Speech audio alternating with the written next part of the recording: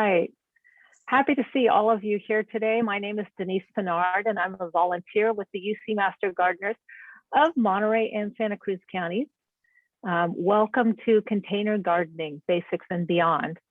And as always, even though we've been doing Zoom here quite a lot for the last couple of years, and you probably know the drill pretty well, let's go ahead and go over a couple of our Zoom etiquette and protocols here. So I noticed that most of you have already figured out to turn your microphone off, so please keep that muted throughout the presentation.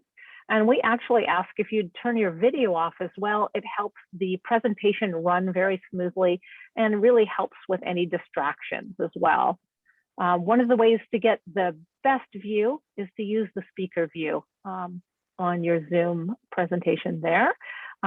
Any comments for the group or an individual, you can go ahead and put into the chat, and that's where we ask you to put your questions as well.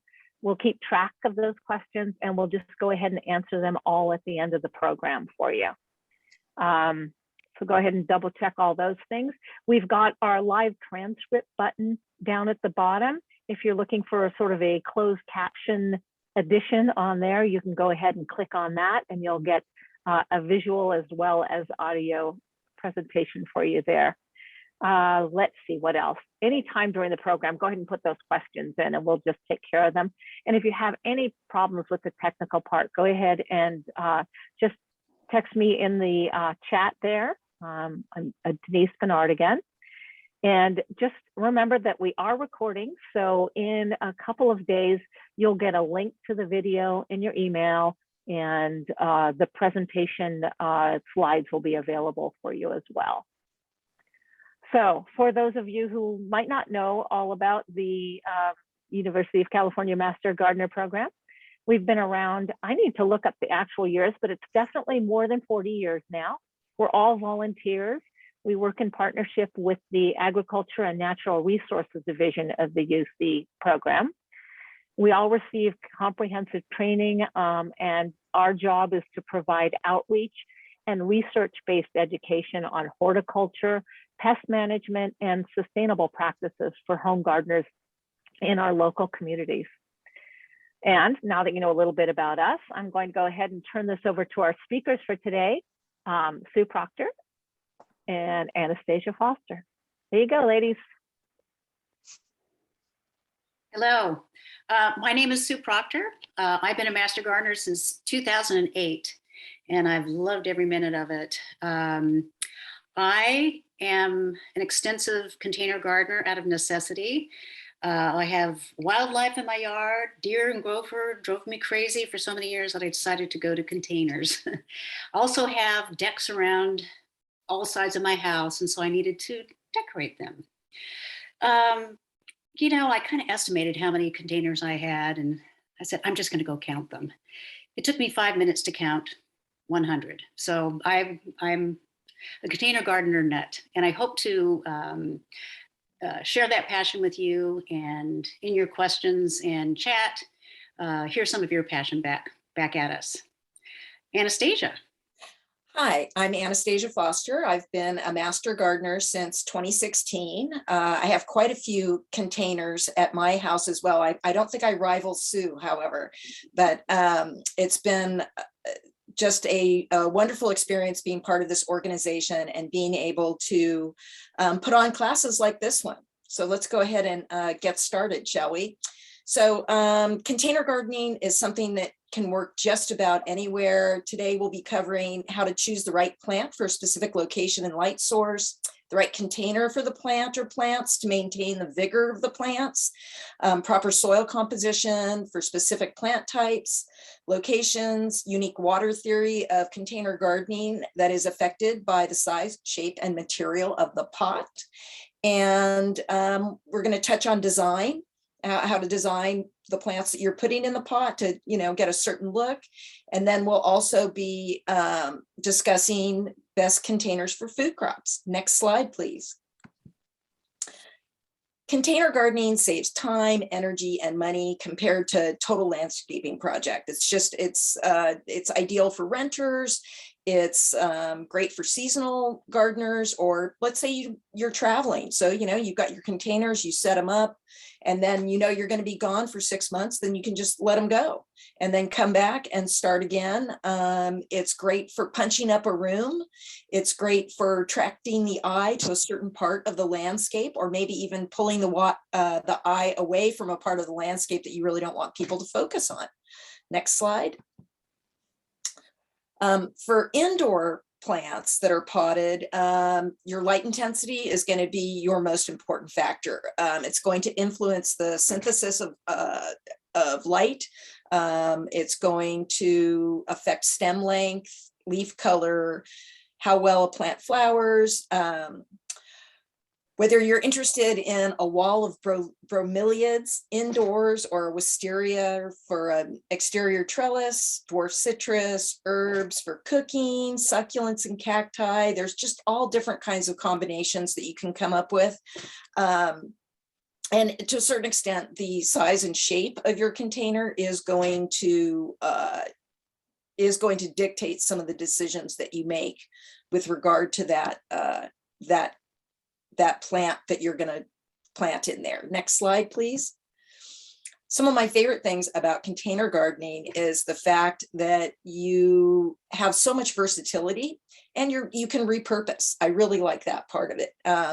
You can completely change the look by regrouping the pots, changing what you planted in them, and basically, if you can supply drainage to that container, you can plant in anything. I've seen old kitchen colanders, a boot, a toolbox, driftwood, dresser drawers. The internet is a great place for inspiration. Just go on Pinterest or Instagram and you'll get more ideas than you can ever incorporate. Next slide, please.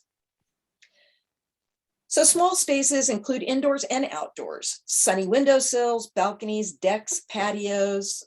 You can up your chances for success by doing a little bit of research about the plants that you're considering to plant, so that you've got a little bit of, information under your belt. If you're trying to put something that's going to grow to be very large in a very small pot, that plant probably isn't going to be very happy for very long.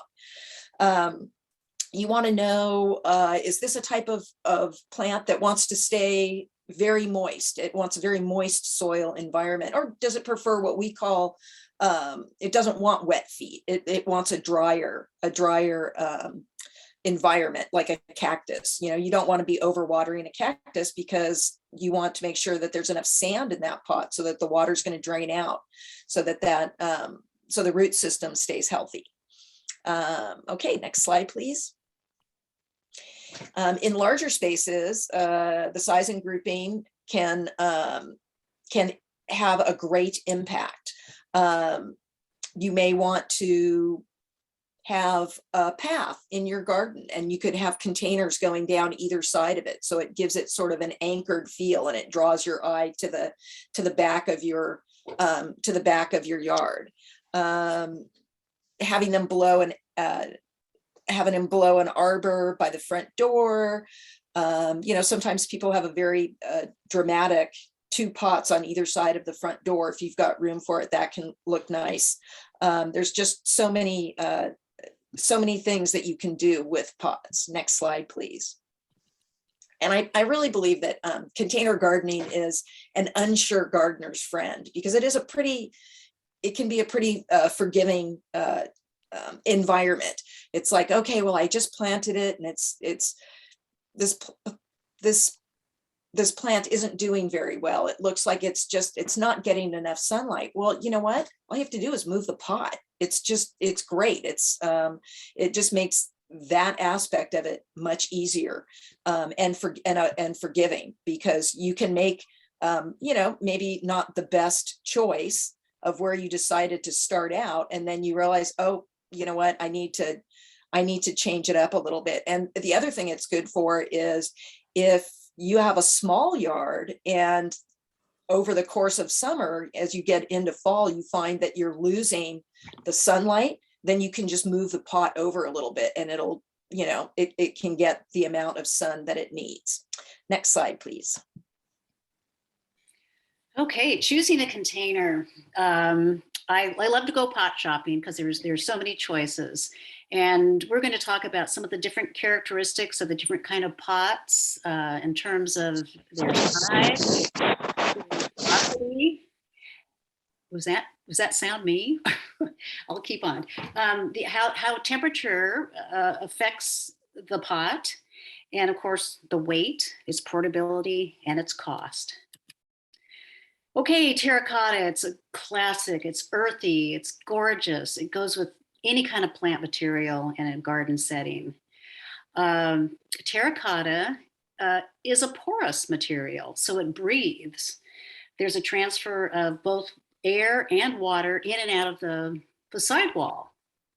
So your terracotta pot may dry out faster than other kinds of pots. But for some plant material, that can be very desirable. Say succulents, grasses don't necessarily have to have such consistent watering, even geraniums and even roses. But if you're somebody who tends to overwater, terracotta can be very forgiving because it will breathe and air out. Depending on the thickness of the pot wall, you're going to have different characteristics. The thickness, of course, will give you more thermal insulation and it will be heavier. A thinner wall will be lighter and maybe more prone to breakage. Next slide. Okay, I swoon over glazed clay and ceramic pots. They're just absolutely beautiful. I have some of my collection that have been there for 40 years, and honestly, they're still as bright and shiny as they were when I picked them out. And I've had many, many different plants in each one of these pots over the year. Glazed clay is non-porous, so it will retain moisture. And in these days of drought, that could be a positive thing. But if you do have a plant that needs to dry out in between waterings, you have to be conscious that this vessel is going to hold moisture more than some others. You have a wide variety of color and size and style, and that's half the fun of it for me. They tend to be somewhat expensive, but like I said, they last over the years, so it's a good investment. On the downside, they tend to be relatively heavy and they could be breakable. Now, if you have a large ceramic pot, say a 30-gallon, you might consider taking that to the place where you want it to be and then planting it on site. It's actually easier to take your plants and your planting material to the pot, plant it on site, and then leave it there because it's going to be very heavy once it's planted and watered in. Next slide. Wood is another choice. Again, it's a porous material and it will breathe through the sidewalls and also through the joints. They're relatively inexpensive. And again, you can get many different sizes. Shapes are usually angular just because of the construction methods and of the materials. If they're overwatered, they can rot out. And so I would say that compared to other pot materials, they may not be as durable. But you can increase or decrease the chances of rot by elevating the pot on pot risers to allow for some air circulation. When you're selecting wood pots, look for durable wood. And so look for cedar, oak. I know wine barrels are made out of oak, redwood, and of course teak are good choices. Next slide. Plastic. Well, for a while back, I swore off plastic. I said it's a petroleum product. I don't want to have plastic in my life, but I realized that there is a place for it. I do a lot of plant propagating, and so I, cut my plants up and start them again, move them up to bigger pots, and eventually to their decorative pot or into the ground. And so plastic really is very, very effective there. It is, of course, a non-porous material, and is one of the features is that it's very lightweight. So they're easy to move around. The walls can be very thin, so there's less thermal insulation. Although I do have some, or I've seen some plastic pots that are double walled, and there you gain both thermal insulation and moisture. Over time, they tend to crack and fade, and unfortunately, these days they're not recyclable. So keep all that in mind when you select a plastic pot. Next slide. Fiberglass, again, is similar to plastic. It's a little more elegant, quite a bit more expensive, but it's non-porous. It comes in many shapes and colors and sizes. Tends to have not as much thermal insulation as other kind of pots, and they tend to be extremely durable, but they're expensive. So again, this fiberglass might give you a real modern look, or but it will last a lifetime. So it would be an investment. Okay, next slide. Fabric. I just fell in love with fabric plants, pots this last season. One of the pot is breathable, and because of that, it promotes a real stable soil and root temperature. But the main attraction is that the aeration is so great that it promotes a natural phenomenon that's called root pruning. And as the roots grow in a pot out to the sides of the pot, when they encounter the air, they just stop growing. So in a fabric pot, you rarely, if ever, or never have a problem with root binding. So that was a real plus for me. The other thing is that you can bring them out if you need extra gardening space in the growing season, and then clean them up and fold them up and store them away over winter for the next growing season. I just threw mine in the washing machine, washed them, and had great success at cleaning up a fabric pot, making it look brand new. Okay, next slide.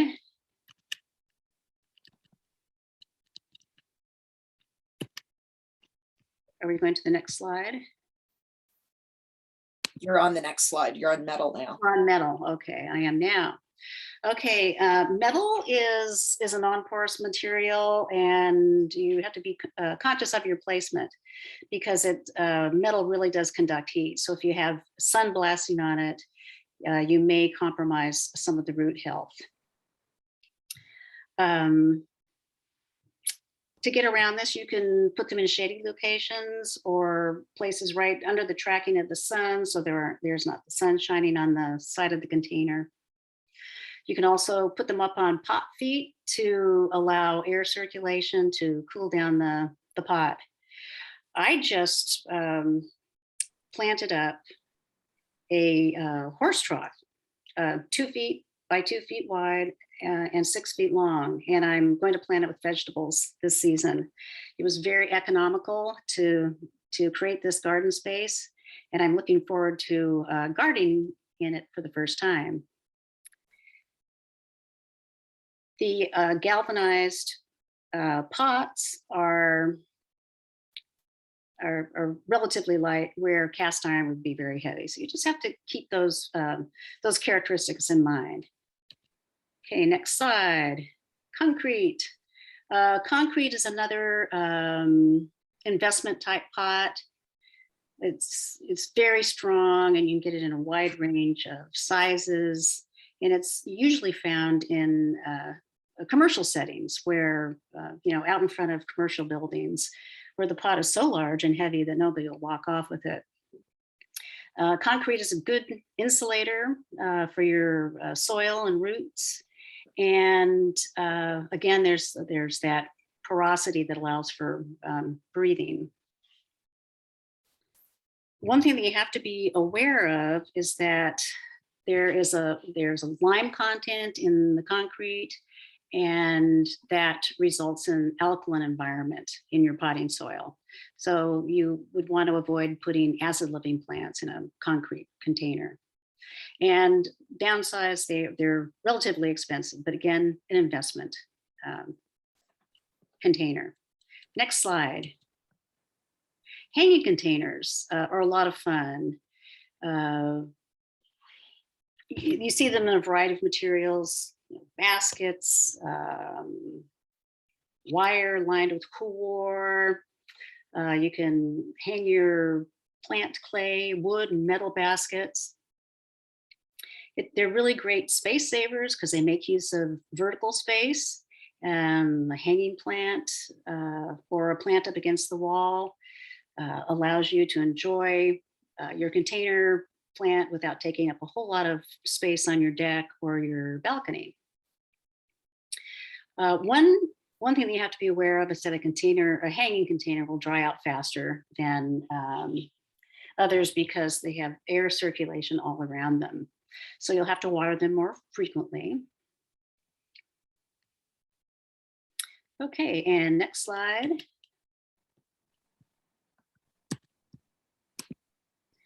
Anastasia mentioned using upcycled containers. And just let your creativity and your imagination go wild, and you can transport all these repurposed objects into planters. And here are some fun examples. Next slide. Okay. The other thing you have to keep in mind is that you need to have the right size container for the plant to grow and mature over its lifetime, or the amount of time that it spends in that particular container. And then when you determine the size of a pot, it's done by measuring the distance across the diameter and in volume, the numbers of gallons. So as you're pot shopping, you'll see a pot that's 1 gallon, 10 gallon, 20 gallon, and so on. Let's take a look at some of the different sizes and what you can plant in them. Next slide. Okay, small containers would be your 1 gallon or smaller, and these containers are great for succulents, bonsai, herbs, microgreens, and of course seeds that await transplanting. They're easy to move around. This is a common pot size for your indoor plants. Next slide. Okay, moving up to a 2.5 to 3 gallon plant, which is usually considered a 10-inch pot. In this kind of a container, you could grow 1 strawberry, 1 to 4 lettuces, 1 Swiss chard, a bush bean, 4 turnips, and some of the small herbs such as basil and chives. And if you want to pack one of these plants with some annuals for a color pop, you can put 1 to 3 in there for a colorful display. Next slide. Okay, medium-sized containers would be your 5 to 7 or 14-inch pots. And here you could grow 1 cabbage, 1 collard, but 9 to 10 carrots. Now keep in mind, if you're growing carrots that has a long tap root, you're going to want to have a tall pot in this configuration, in that amount of gallons. This is a good size for perennial herbs such as rosemary and lavender. And again, you can pot up a display of annuals, 3 to 4 in a pot. Next slide. And going up to your 10-gallon plant, you increase the amount of harvest if you're growing food. So you could have pole beans on a trellis, a dwarf shrub or a citrus tree or berries. You know, there's a trend in the nursery trade to offer a lot more dwarf plants that are specially designed for containers, and seed companies are doing the same thing. They're providing seeds that are more appropriate for growing in containers. Next slide. Okay, so your larger size pots, you can grow 1 broccoli, 1 cauliflower, but you only get 1 head for that. So, you know, that's an awful lot of pot for what you're going to get out of the plant. But eggplant, peppers, tomatoes, you're going to get a lot of harvest out of this size container.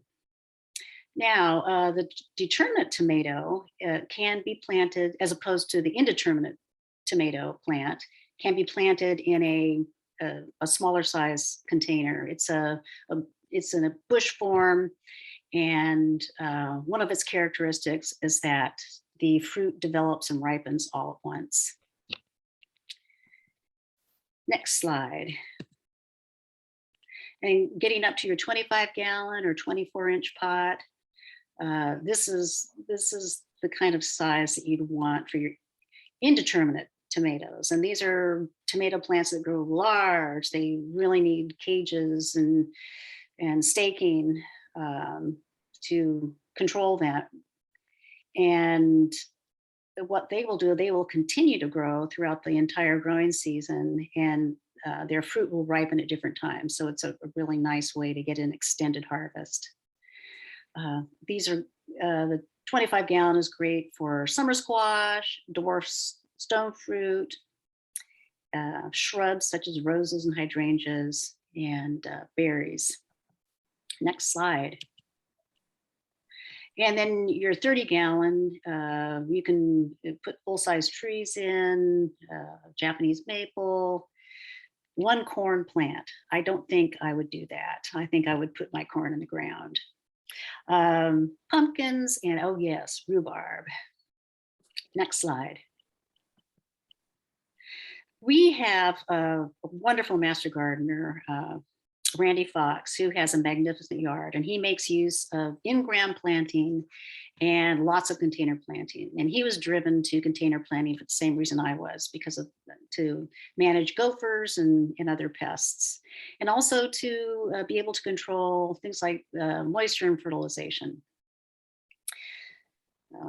It's very elegant example of container use in the garden, in the landscape. Next slide. Okay, we talked about tricks for heavy pots, and rolling vases are really great. Hand trucks are great. And as I said before, sometimes you just want to take all your planting materials to that big pot and plant it on location. Next slide. Pot accessories, another thing that I absolutely love. Although I've really gotten away from using saucers. If you look at the top picture, you'll see that there's a lovely terracotta plant sitting in a pool of water. And this is really not good for your plants because there's a tendency for root rot if the water's not drained out. Now, there is a recommendation that if you want to use saucers, and some people really do, that you should actually drain the water out if it persists in the saucer for more than 2 hours. Another thing that you could do if you're using a saucer is to actually make an airspace in there by putting some pebbles in the saucer, or one trick is to actually put 3 wine corks between the saucer and the pot, and it raises it up out of the water. All that to manage rot. Now, saucers are very helpful in houseplants because you need to protect your floors, you need to protect your tables.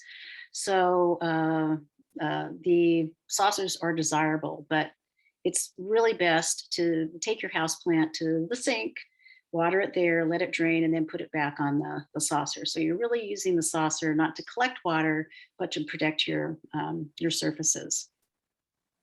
I love pot risers or pot feet, and you can get, they're so cute. I have some that looks like cats and others that look like hedgehogs.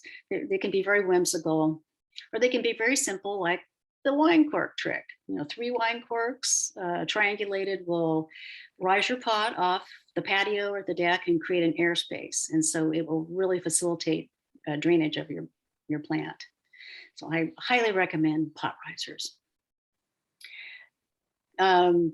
For some plantings, you'll need things like stakes and cages and trellises for your trees, vines, and vegetables.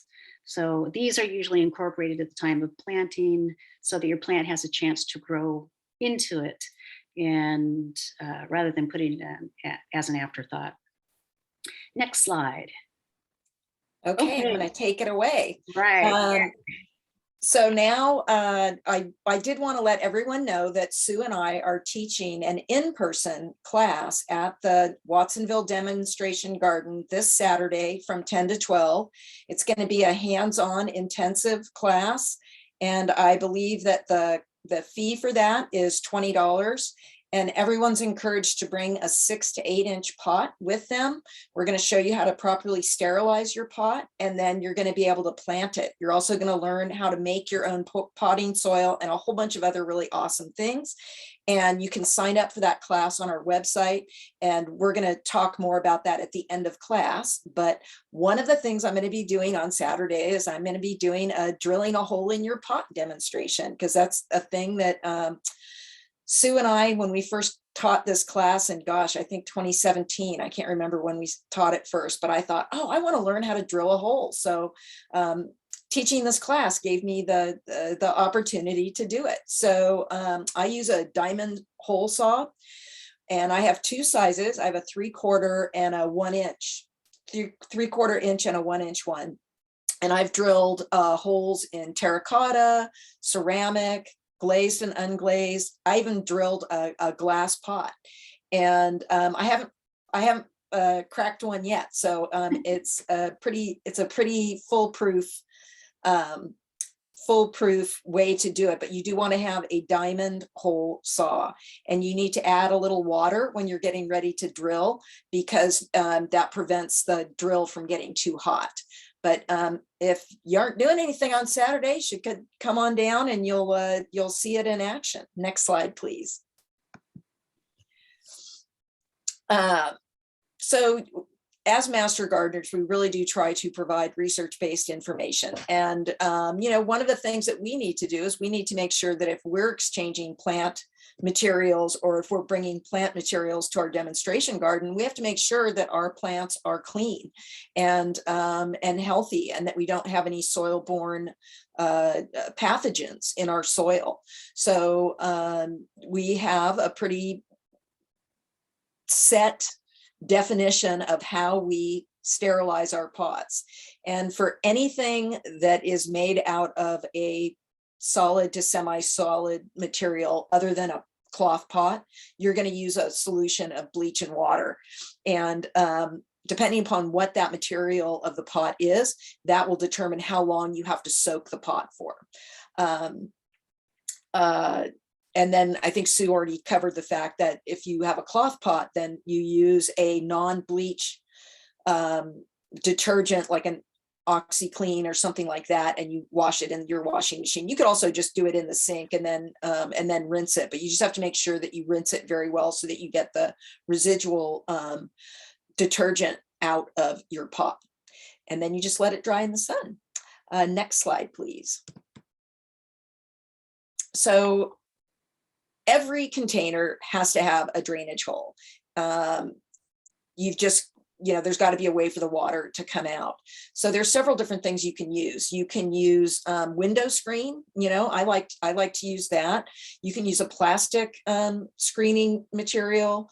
You can use pottery shards. You can even use a coffee filter when it'll break down over time, but it's anything that will allow the water to go out and prevent your larger insects from crawling in. The one thing that you really don't want to put in the bottom of your pot is gravel or plastic water bottles or things like that. And we will discuss why that is in the next slide, please. So in the reddish area of the first pot on this graphic is called the aeration zone. And so that's where your plants are able to obtain oxygen and nutrients from the soil. They also, roots drink water, but they also breathe air. And it's kind of important to remember that, because in that graphic of the first pot, the bluish area is your saturation zone. So when you thoroughly water a plant, that water is going to pass through the root zone and then settle at the bottom of the pot. If you put a bunch of stuff in the bottom of the pot first, that's what's going to happen in the middle graphic, and it's going to shift your saturation zone upwards, and it's going to shrink your aeration zone. So now, in order for your plants to take up nutrients and air, they got to do it right at the very surface. And your plant is not going to be a happy plant. It's going to be, in fact, a very unhappy plant. And you're probably going to get a little root rot, and it's not going to be good. So no gravel and no empty water bottles in the bottom of your pot. Next slide, please. All commercial potting soil is not created equal. Some of the things that you can look for is the OMRI or the CDFA labels. You can see those graphics on the slide, and that stands for Organic Materials Review Institute. That's OMRI, and the California Department of Food and Agriculture. So when you see those labels on your bag of potting soil, you know that the potting soil has been reviewed and tested. In California, furthermore, the ingredients are listed in decreasing order of volume. So whatever the first ingredient is what is most contained in that potting soil. It's also good to know that, some plants are going to prefer a consistently moist soil. So that particular soil, you want to have a greater water holding capability. There are others that don't like wet feet, and they will be very unhappy if you put a whole bunch of vermiculite in your potting soil in hopes of, increasing your water retention, and then you stick a cactus in there. The cactus is going to not be happy at all. Furthermore, if your container is in full sun, you may want to throw a little extra vermiculite in there because it's going to dry out fast. And that's one strategy you can do to try and moderate the soil a little bit for a specific purpose. Next slide, please. It's tempting to wait for your favorite potting soil to go on sale and just buy a whole bunch of it. And it's not necessarily the best way to go, because when you buy that potting soil and you take it home, if you ever notice that there are those little teeny air holes in the bag, it's because the manufacturer has mixed and misted that potting soil. So it's at its perfect consistency for potting. And if you leave it out in your yard for a year, like I've done before, all kinds of bad things will happen. You will get soil gnats, different critters will chew a hole in the bag. You'll open it up, it'll be moldy. So sometimes going for that big, oh, I'm going to save money, I'm going to get 12 bags of soil, even though I know I'm not going to use 8 of them for 4 months, is not necessarily your best not necessarily your best strategy. And one of the things I like about the graphic that's in here is that it's showing the different sizes of the potting soil material. You have organic and inorganic material in that potting soil. So you've probably got some cocoa coir, some compost, some vermiculite, some pumice, some perlite. And if you look at the very bottom of that graphic, you can see where there's some little blue areas, and that's demonstrating that water gets trapped between those larger substrate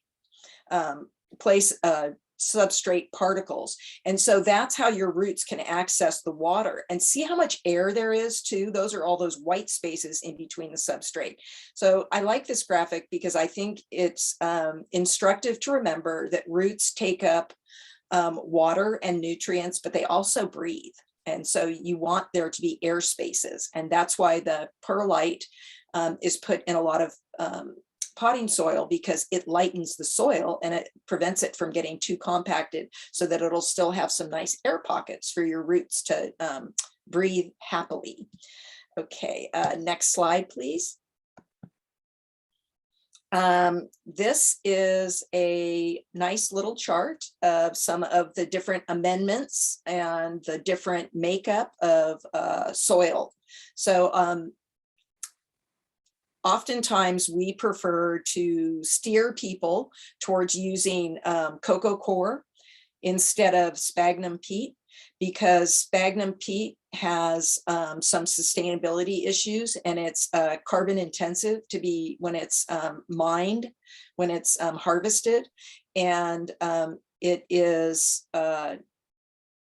provides a carbon sink for the planet, and so we like to try to keep people aware of that, and let them know that, you know, there's a sustainable, perfectly suitable substitute, and that would be cocoa coir.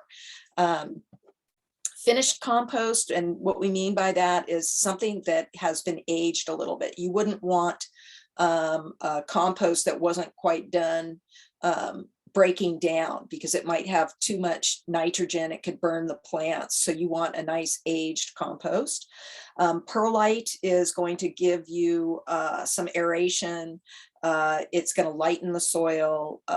Sharp sand is going to increase your drainage, and that's always a good one if you've got succulents or cactus. Next slide, please. So here's some plant nutrients, and it's all, you know, really pretty basic stuff. When you go to the store and you pick out a fertilizer, it's got your NPK listed in that order. And, you know, you just want to do a little bit of research on the type of plants that you're planting and see, you know, what's their preferred nutrient. Do they have, you know, let's say it's an acid loving plant. Well, you know, that's going to impact what kind of additional nutrient you're going to give that plant. Next slide, please.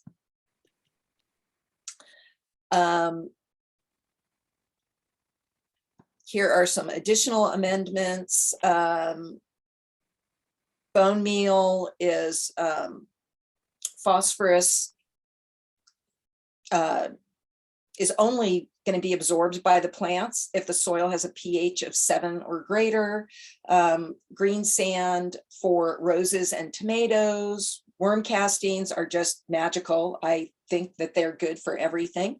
I really enjoy putting a little bit of that in my potting soil when I'm first potting up some new plants, because I think it makes everybody incredibly happy. It aerates, it increases O2 oxygen absorption, and it conditions the soil.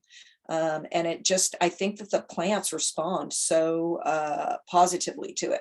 If you've got worms at your house, great. If you don't, you have an out. You can just go to the nursery and pick up a bag of worm castings. I use spent coffee grounds and crushed eggshells in my garden all the time. I just keep it. And I don't even crush the eggs up that much. I do rinse the shells, because I find that prevents it from being an attractant to critters. So, and I also like using eggshells, because I think of it being very uncomfortable for snails and slugs to crawl across the eggshells. And anything I can do to make them uncomfortable makes me happy, because I really don't want them in my garden. They also stabilize the pH. So that's another thing that they are good for. So next slide, please. Here are just a couple of different recipes. You guys are going to get a copy of this slide deck, so I wouldn't worry about trying to copy these down. You know, you can go online and you can find a lot of potting soil recipes, but I would encourage you to try and find recipes that are put out by either university extension, or, you know, some kind of a resource where you know that you're getting research-based information. UC recommends a 50-50 organic and inorganic blend, and that the inorganic materials be thoroughly mixed prior to adding to the organic matter. So, you know, that organic mix there is is basically what UC recommends, and you can you can substitute pumice or perlite, and the V stands for vermiculite. One of the reasons I like experimenting with finding recipes and trying to make my own soil is because some of the specialty soils, potting soils that you find at the nursery, are really expensive. And, you can buy a very over-large size bag of perlite for about $35–40. And same with vermiculite. And then, you buy the cocoa coir and the compost that you can get from a wholesaler, and you can make your own potting soil, and it is more economical. And at first I was kind of intimidated by the process, but I've done it enough times now where I like doing it, and it's pretty easy. Next slide, please. Okay. When watering container plants, the water passes through the soil, and again, we're seeing how some of the water is trapped between the larger substrates, and there's lots of air pockets in there. There are a lot of air pockets in there as well. And this is sort of a little blow up of what it looks like in the aeration zone. Next slide, please. So the saturation zone is actually going to change depending on the size and shape of your pot. So if you have like a low bowl pot, right, the saturation zone is going to be akin to a flat sponge. If you have a very tall, narrow urn-like pot, your saturation zone is going to be like that of a sponge that is put up on end, and you're going to have the saturation zone much lower. And what happens is that urn-shaped pot is actually going to dry out faster for the root zone than the bowl, than the wide-mouthed lower shallower pot. And this was a graphic that was done by Professor Oki out of, I believe, Sacramento. And I just thought it was a very worthwhile graphic, because I think it really sort of brings that concept home. So container height and soil structure influence the amount of water in the container. With taller pots, there's more gravity pulling on the water, leading to drainage compared to a shorter pot. Finer textured media will hold more water than a coarser one, with exception of sand. Sand is the sharp sand that we use in some of our potting mixes, is definitely put in there to increase drainage. Next slide, please.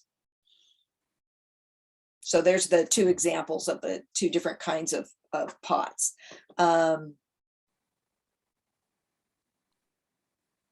Next slide, take it away, Sue. Okay. I love to go pot shopping, and I love to go plant shopping.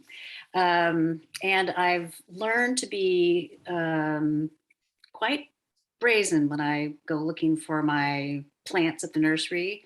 I want to check out all the information on my plant to make sure I'm getting, what I really want for my environment here at my house. And I also want to make sure that it's a healthy plant and that it's not root bound, as some plants can be at the nursery. So one of your first steps is to pull that tag out and read it. And you'll find it'll give you all kinds of great information on the water needs, the lighting needs, when it's going to bloom, how far apart you need to space them, even some information on fertilization and cold hardiness. It'll go down to 25 degrees before it freezes and dies. And also, if you're more and more plant tags are saying this plant will work well in containers, because container gardening is very popular, and the plant companies know that. Next slide. Okay, so then you look at the tag, and then you want to look at the foliage and the blossoms of the plant. You want to look for bright green color, no yellow leaves. If you see a few yellow leaves at the base, that's probably somewhat normal, but definitely you want it to be overall green. Check for any pests that might be lurking there. It's helpful to look at the underside of the leaf because that's where many pests like to lurk and hang out and suck the life out of your plants. Also take a look at the bud stage and the flowering. You might want to pick a plant that maybe has 1 or 2 flowers just to make sure you have the right color, but you want to have a lot of buds because then you're going to be able to experience that whole blooming season and get a lot more out of your plant. But if you have a wedding or a party and you want that boom effect, and then you can pick a very colorful plant. But I will search for the ones that have lots of buds that are going to entertain me as they open up. If you're tree shopping, you want to look for things like smooth bark on the branches and trunks, and always flip your container over on the external inspection and look at the holes. And if you see lots of roots coming out the hole, you might have a root-bound plant. Next slide. Okay, then next comes the internal inspection. And you guys, honestly, you can do this. Don't be shy. Don't be put off by this, but you actually, on a small container, like a 4-inch, you can or even a 6-pack, you can squeeze the pot and take it out and examine the roots. If you don't feel comfortable doing this, ask somebody at the nursery to do it for you, and they should oblige. So what you do is you squeeze the container and then gently remove the root ball from the pot. And you want to look at how the soil and the roots hold together. If all the soil falls off, it's just like, oh, this was just up potted, and I'm not going to get my money's worth. I should have, I could have bought a smaller plant. You want to look for roots that are white and healthy looking. Yellow or brown roots mean that they're actually starting to die at the edge of the pot.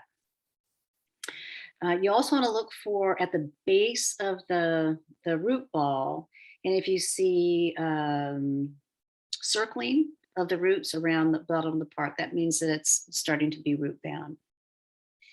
Next slide. So,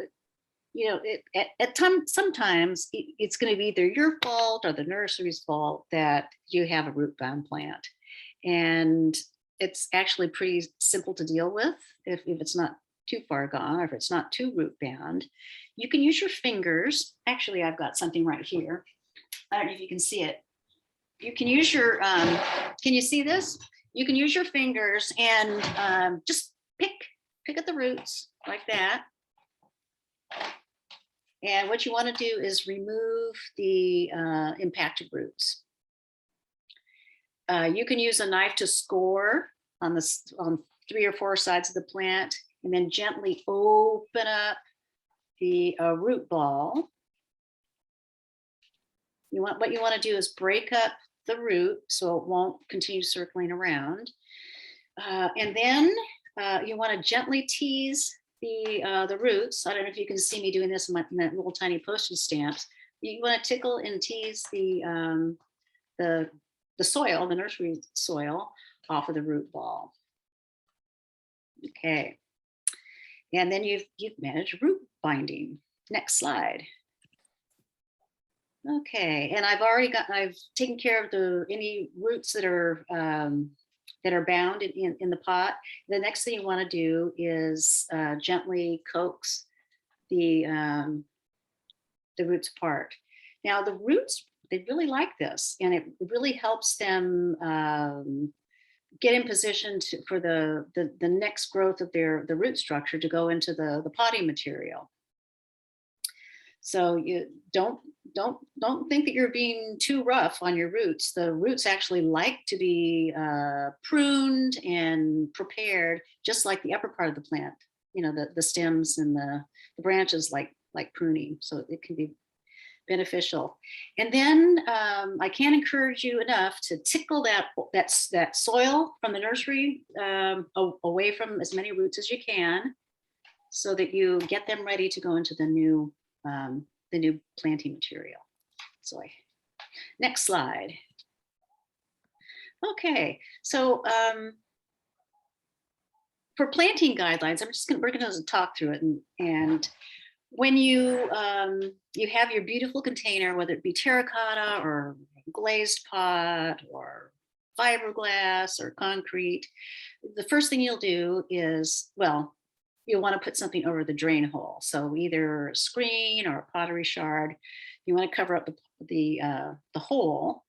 And one of the reasons for doing that is so that the potting soil won't flood out the hole. So it's a means of keeping your potting soil in the pot. Okay, once you have it 3/4 of the way filled up, again, I'm going to use my postage stamp, 3/4 of the way filled up.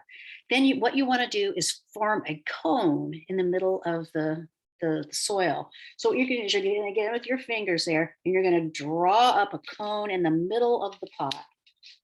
Okay. I don't think you can see it, but anyway, meanwhile, you have separated the roots so that they're kind of splayed. And what they're going to do is you're going to center that right on top of the cone. Voila. Then with your fingers, you're going to hold the plant right there at the soil line. And then with your potting soil, fill in the rest of the soil around the plant. And you'd like to leave some space for water, some space at the top, but you do want to you want your soil to be rather high, because with continued waterings, it's definitely going to sink into the pot and compact. Now, one trick that I've learned, and if you come to our class on Saturday, if you can, because we'll be handling plants, and one of the tricks I've learned is when you have your soil in there, you can press down along the edges of the pot to adjust the height of the plant. So you're pushing to adjust the height of the plant. And then once you have it where you like it, you water it in. Okay, now this is a foxglove. It came out of a 6-pack, and I'm potting it up in a plastic pot and let it get a little more root development before I put it in the ground. I have a perfect spot for it. Okay, next slide. Okay, so when you come to designing plant material in a pot, it's really fun, but it's harder than it looks. Really, it is. But you can't go wrong with a single specimen in a pot. You center that beautiful plant in your beautiful pot and watch it grow. Next slide. Another option is to plant a variety of plants in a larger container. And when you combine plants, you have to make sure that they have the same needs in terms of water, lighting, drainage, and even fertilization, because they're all going to get that at the same time once they're in the pot. And it's some of the fun and some of the challenge is to pair the plant material with the pot, either matching color or texture, size, or repetition or contrast. But it is harder than it looks. Next slide. I was shopping for shelving, and I happened to go through the nursery department because I can't resist, even though it was Home Depot. And they actually had a poster that talked about this design 101, where when you put a variety of plants together in a pot, you start with a thriller, something that has height and it's kind of a central focal point. And then fillers that fill in around that thrilling focal point, and then spillers that will actually trail over the side of the pot. Next slide. And when you're putting plants together, again, that same rule applies. You fill the pot with 3/4 full with the potting soil, and then you could just take your plants and put them in there and take a look before you add the rest of your soil. Believe me, you're going to take them in and out a number of times. I know I do. Sometimes I even plant the entire thing and then rip it apart and keep working on it until I get it the way I want. So again, we'll be doing this at our class on Saturday. Next slide. You can have some really awesome effects with combined planters. One was succulents on the left, something full of shade plants in the middle, and sun-loving plants packaged together on the right, shown on the right. Next slide. And you can use small pots and load them up with gorgeous, small shrubs and perennials and some annuals here tucked here and there for a really dramatic effect. Now, I consider these to be live planting arrangements. Sometimes they last a season. Maybe you can get 2 seasons out of them, but they're very dramatic and are short-lived. But then you have all that plant material and you can put it up into a larger container or put some of them in the ground. So you never lose, as you do with cut flowers. You buy them and they're gone. But with a living planting arrangement, you get months and months of enjoyment. Next slide. When to repot. Container plants really do need to be up potted every 2 or 3 years. Either move to a bigger pot or prune the roots and put them back in the same size pot. And the signs to look for are when you notice root binding, or sometimes the foliage will just get too large for the plant and it looks kind of silly. So you want to take it out of that smaller plant, move it up to the larger pot, so that the two have a good ratio. One of the telltale signs is sunken soil level. If your container plant, the soil is back down to that 3/4 mark, you know that some of the soil has either flushed out of that drain hole, or the soil is compacted over time, which it will do from the kind of watering that you have to do to a container plant. And at that point, you will remove the pot from the plant and move it up a size. Next slide. So you can sow your seeds directly in containers. On your seed packet, you're going to have directions on spacing and planting depth. You just want to follow that, and you can start your seeds or grow your seeds in pots. Next slide. When you're one thing that you can do when you're planting food is to extend your harvest by planting early season plants, right away or early in the season, and then as the weather warms up, you get into your warm season plants and plant them. That way, you'll have a show and harvest season all across the seasons. Next slide. Here are some tips and tricks if you're planting carrots.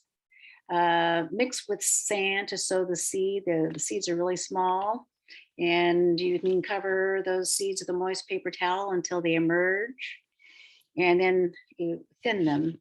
In containers, you want to select carrots that are the short variety. The long variety may run out of room if you're planting in a container. Potatoes are fun. You can grow them in a laundry basket and just dump them out to harvest. With peppers and eggplants and the indeterminate tomatoes, you're going to need to stake and trellis. Green beans, you can make a bamboo teepee. making it easier to harvest and supporting the plant. And herbs are really fun to plant in combination. You can get some really fun combinations with herbs and annuals planted together. Okay, next slide.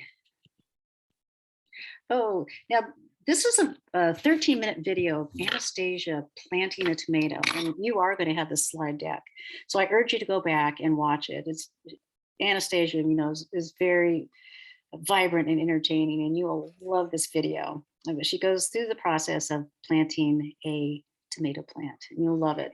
So be sure to check that out when you go back and review the slide deck. Next slide. Okay, once you have your container planted, then you'll be tending to its needs in terms of maintenance. Watering should happen at least weekly in container plants. Fertilizing, you might look towards monthly fertilizing. As you're watering, be sure and check for pests. If you see the leaves wilting or the bugs themselves there on the plants, snails and slugs, you need to take care of them. So it's a good practice to observe your plants as you're watering them for pests. To maintain the plant, you'll want to pick off any dying blossoms, deadheading them.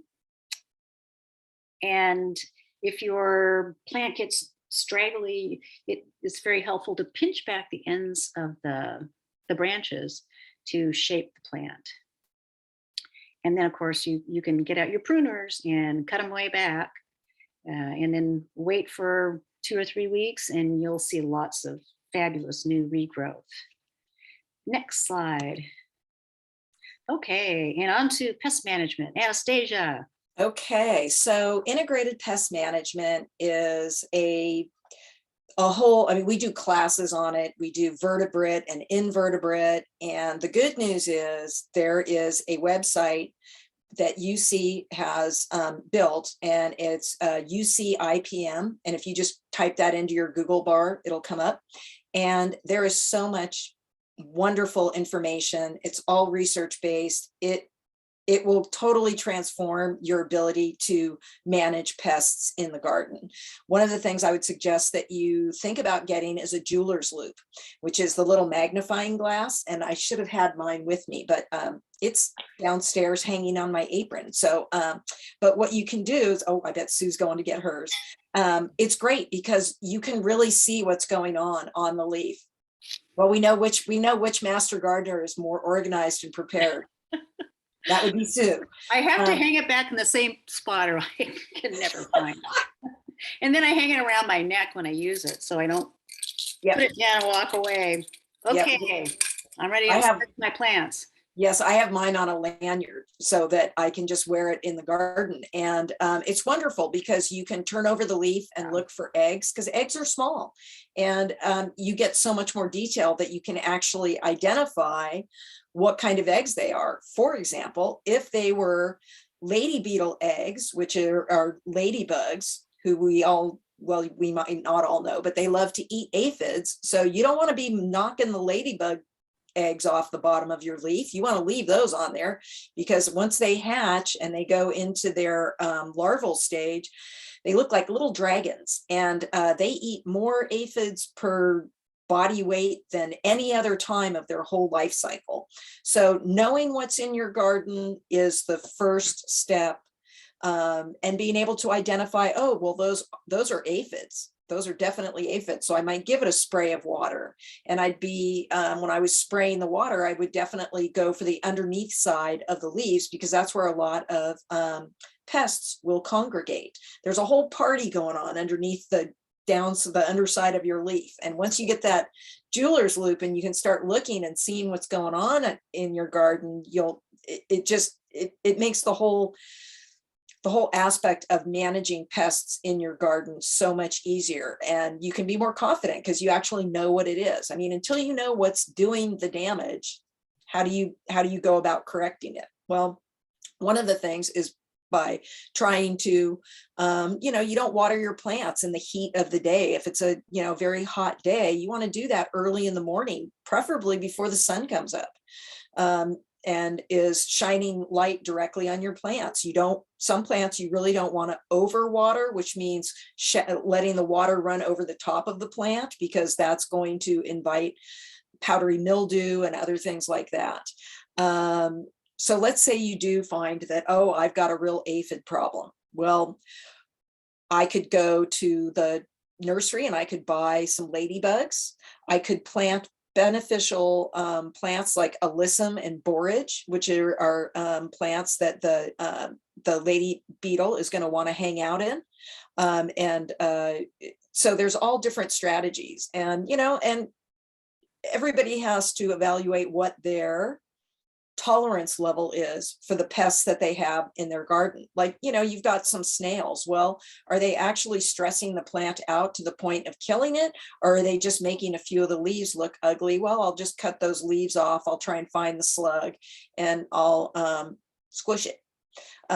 So, there's all different ways to do it. If you are going to go the route of getting a pesticide or an herbicide, please read the directions very, very carefully and know that that pesticide or that herbicide is going to do what it is you want it to do.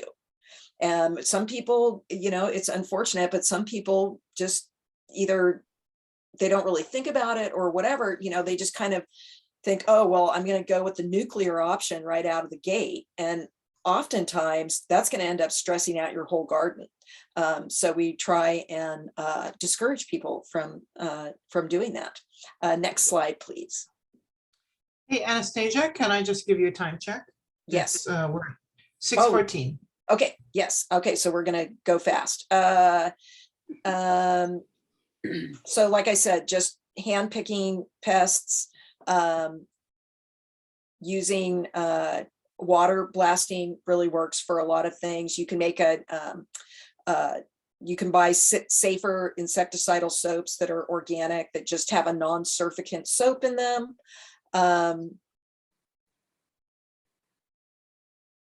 And horticultural oils like neem and can work. But again, you want to find out what the pest is, and then you want to find out what your options are for controlling that pest.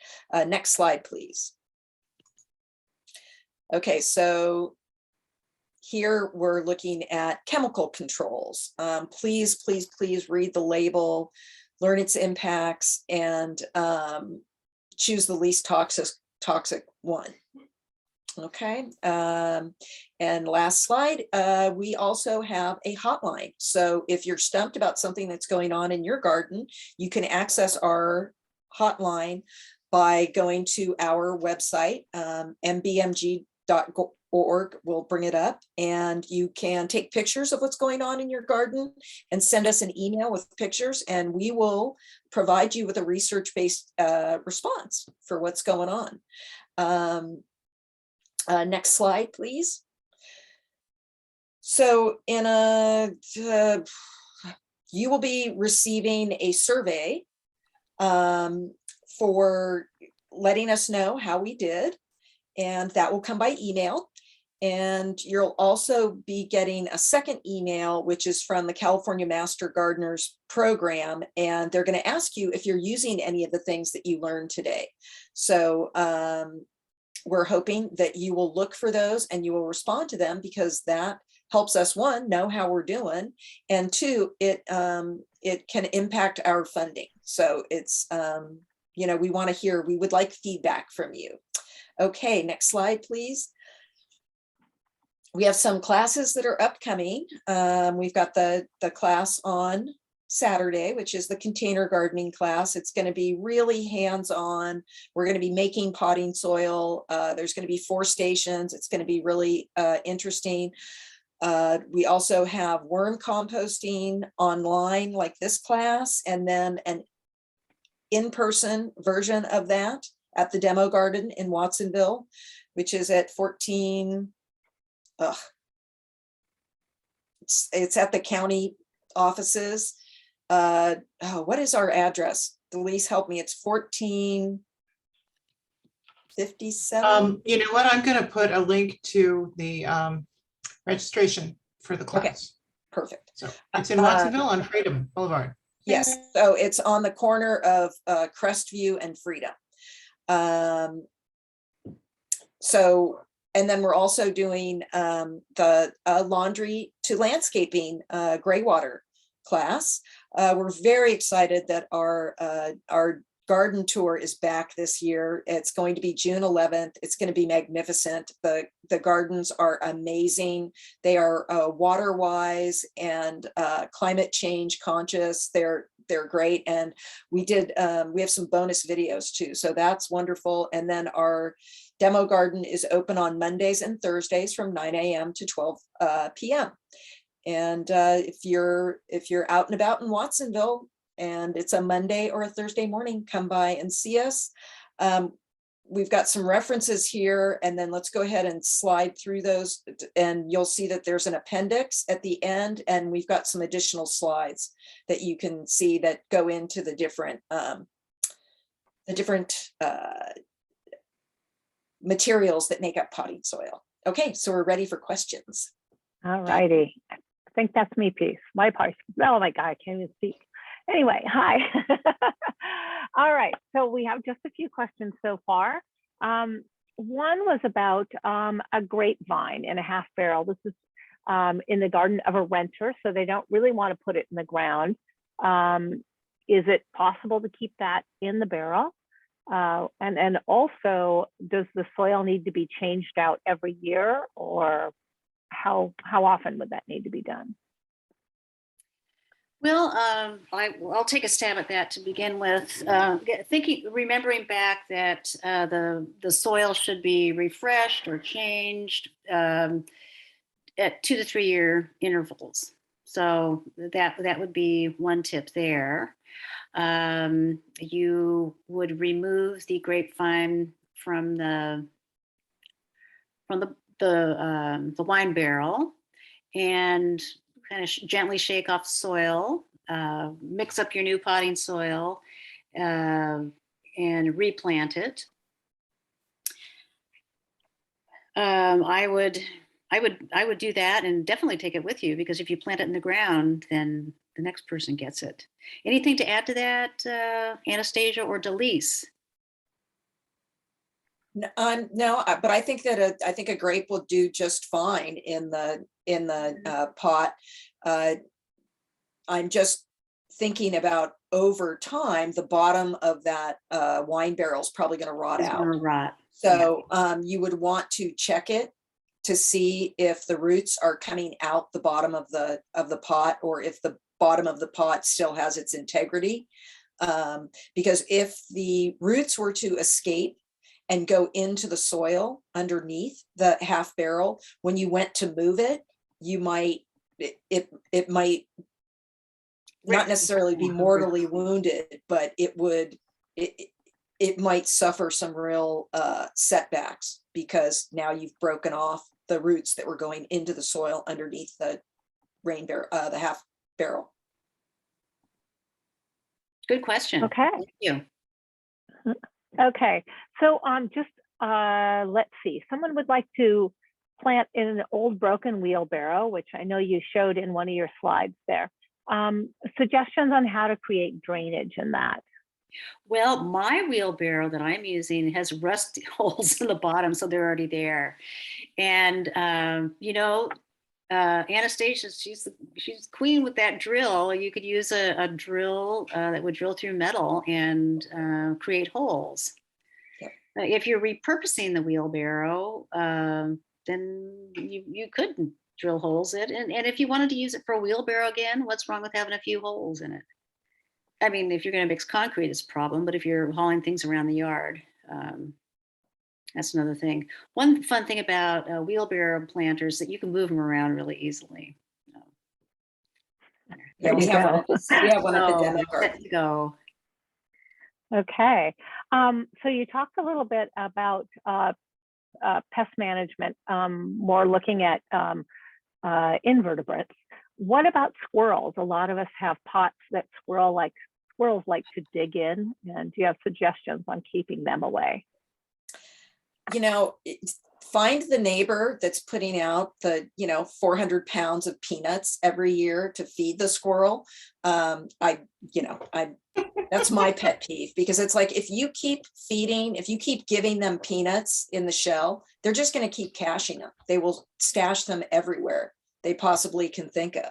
The only thing I found that keeps them out of the pots a little bit, and it really depends on where your pots are located, but I have decorative rocks that are about this big, and I've put them all over the exposed soil of my pots to make it an inhospitable caching medium for the squirrel.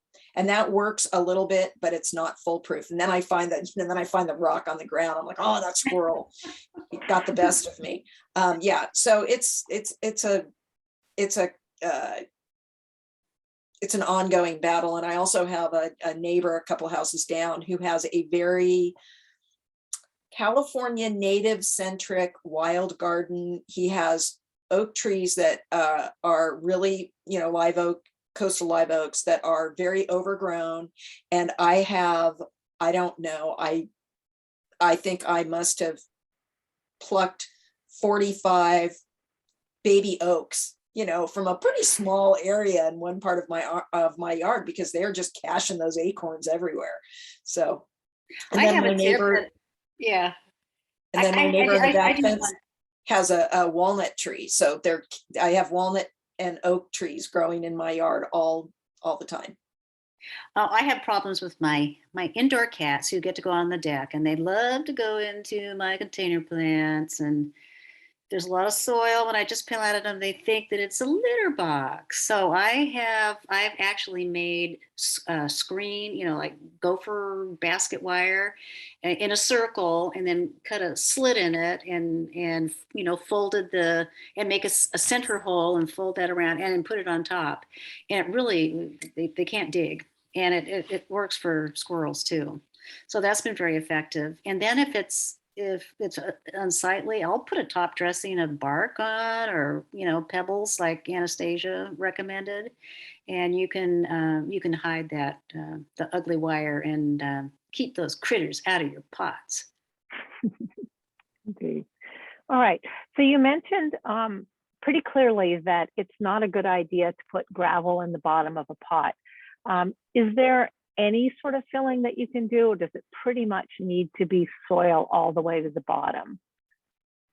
I think I'll take that one. I think it should pretty much be soil all the way to the bottom. The only caveat I Uncharred. would say, if you have a really, really tall urn pot, you could maybe put something in the bottom of it. But unless it's a very, very tall pot, I wouldn't do it. Okay. It's really Do you true. have, oh, sorry. It makes perfect sense. You think, oh, if I put gravel in the bottom of the pot, it's going to help drainage, but it actually does the opposite. And when we're talking shards, just one. That's all you need. Got to keep that soil from falling out the hole. Yep. That's the See. purpose. All right. Any hints on putting sunflowers in containers? Is there anything special to be done with that, or are they just pretty much like any other sort of plant that you would put in a container? Well, I don't know about the root structure of sunflowers, but Google it and find out how many sunflowers can be grown in a pot. I do that all the time, but it would depend on how vigorous the root structure is, how many you could put in. I would say like a teddy bear type of varietal that's kind of a short little guy is probably going to be more conducive to a pot than a, very tall standard sunflower. So You know, Valentine is another good short one for containers. And the closer together they are, the smaller they're going to be. Mhm. So in a wine barrel, 3 full-size sunflowers is kind of a good guesstimate. Great. Thank you, Delise. All right. Let's see. So there's another comment that just came in that kind of goes back to that idea of whether you can put something to fill the bottom of a pot. Is there a possibility of, say, putting more of the, let's see, the question actually says, have you tried mixing more sharp sand or perlite at the bottom part of the growing medium to help drainage? Would that actually work, or is that also going to be a little bit like gravel? Okay, I'm just going to do it quickly, and then Anastasia is way more scientific on it.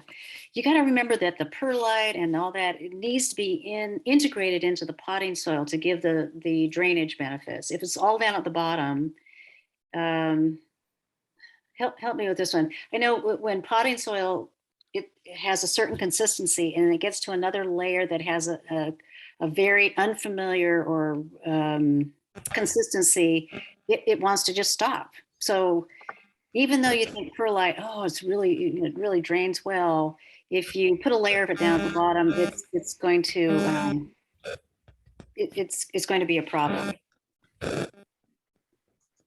So mix, if you want to put perlite in, mix it in with your potting soil, and that's where you're going to get your good drainage.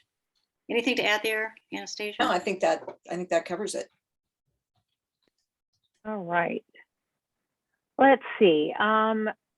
Anyone, this is kind of a little bit for any gardening, not just for containers, would be if there's a resource for figuring out sun exposure. Northern, southern, full, partial. I have a gadget. I do have a gadget that you put it in the soil, and then it tells you whether it's full sun, partial sun. And I also have, I keep records. So, I have very limited sun space because I live in the redwood forest. And so I have to know where my maximum sun is to be able to grow food and vegetables up on my deck. So I'll actually take, on a calendar on like March 1st, I'll say sunrise at such and such a time. The sun's gone at another time. And I track it that way. So there are devices, but I kind of enjoy keeping the records, and that's what helps me the most. Okay. All right. Let's see. So it's been kind of a lively discussion going on in the chat about veggie crop rotation.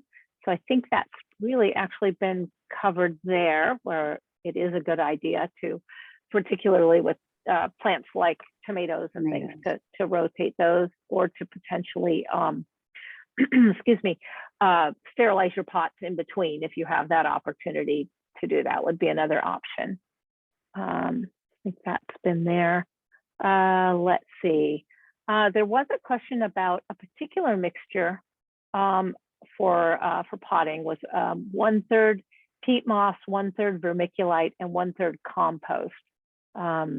I don't know if you have an idea whether that's a good direction to head.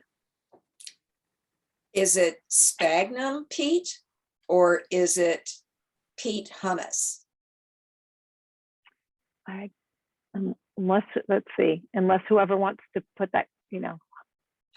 Okay. yeah. You could, but I'm gonna steer people towards coco coir instead of using peat, because it's a more sustainable product to use. Delise, do you have any input on that? Oh, I'm 100% for coco coir. And the other thing with peat is that it's very acid. Yep. So you need to add something to change the pH if you're going to use a lot of peat. It's just not a sustainably harvested. It's a fossil fuel, basically. It's a fossil product, and we don't want to do that. Indeed. All right. Can I talk a little bit about the idea of filling the bottom of a very large pot with loose material and then put the soil on top? Because I have seen this done. It's a hugel culture kind of an approach. But the container has to be huge. I've been known to do it with a straw bale garden that has like 4 straw bales that make a container in the center. And you do save a little money on soil that way, and it doesn't compact quite so much. But it's not for every container. Yeah, I have an experiment going with that big horse trough that I have set up for vegetable gardening. I did fill the bottom 1/3 with hugger culture, and it was like twigs and logs and branches from the yard. And I checked some online sources and cross-referenced, and it seems like it's a pretty good idea. And I could have even gone halfway up, but I was a little reticent. And I think it's going to work. We'll see. I wonder what it's going to do with the drainage potential, the water potential. It'd probably be Water fine for holding. draining. Yeah, yeah. Did you put leaf litter in there also? Yep, I Yeah. did. Okay. I did. So Okay, we'll have to check in with you in a year. okay. All breaks down. It did It's kind of say like creating it a did say about compost the- pile at the bottom Yeah, of the yeah. pot. Yeah. That's what the theory is. They say that it's going to decompose and become compost at the bottom of the container. Yeah, so it'll slump. It'll basically lower the level of soil in the container over time. Yeah, but I'm doing veggies, and so I'll be, reviving the soil every season.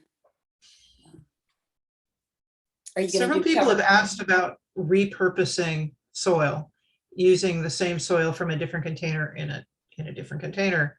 You guys want to speak to that? I've done it in the past, and I think if you really want to have great success, use fresh soil. I've mixed soils in the past, and it's just been a dud. And other times it's been fairly successful. But my new practice is to, instead of mixing, half and half, I take that soil and I use it as a top dressing on parts of my garden, so it doesn't go to waste there. It adds organic material. So if you really want to be safe, use fresh, really good soil. But it is possible, and some people do a half and half mixture, and then they add the soil amendments into that half and half mixture with some success. Great. I haven't seen any other questions, Delise, have you? No, and we're running a little bit over, so I think we're good. All right, thanks for coming, everyone. If we see some of you at the demo garden, we'll be thrilled. This Saturday, I think there are several spots left in the class if you want to come join us. So hands-on with plants going into containers. Thank you, everyone. Thank you all for coming. Yeah. Remember, you'll get a link to the presentation with all the slides coming in your email very soon. So you'll have lots of those links that you haven't seen and all the resources at the end as well.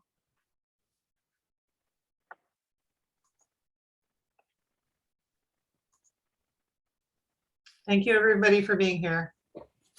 Thanks, everyone. Thank you.